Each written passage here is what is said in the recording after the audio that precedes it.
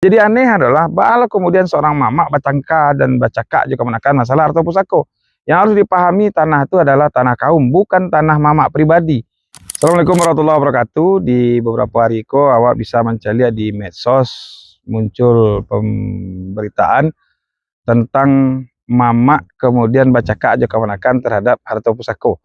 Atau kemudian di berita lain kemudian disebutkan kemanakan menyerang mama atau menyerbu mama dengan alasan karena mama menjual tanah tanpa persetujuan kemanakan. Itulah beberapa problem yang muncul akibat ado yang tidak selesai, tidak tuntas, yang tidak jaleh di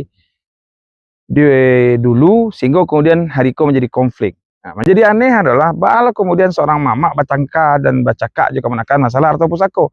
Yang harus dipahami tanah itu adalah tanah kaum, bukan tanah mamak pribadi.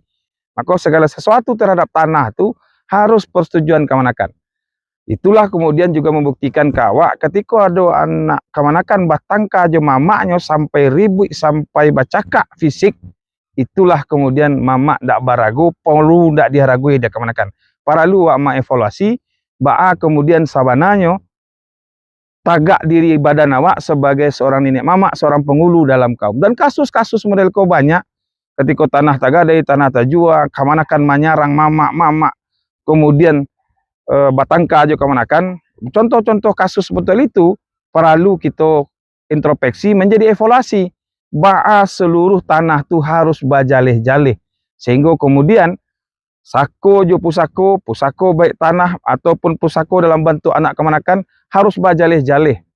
Awak malu awak kalau kemudian seorang nenek mamak sampai dibuat malu di kampung. Tapi bukan kemanakan yang salah, kemanakan mamak yang kemudian tidak pandai memimpin kaum.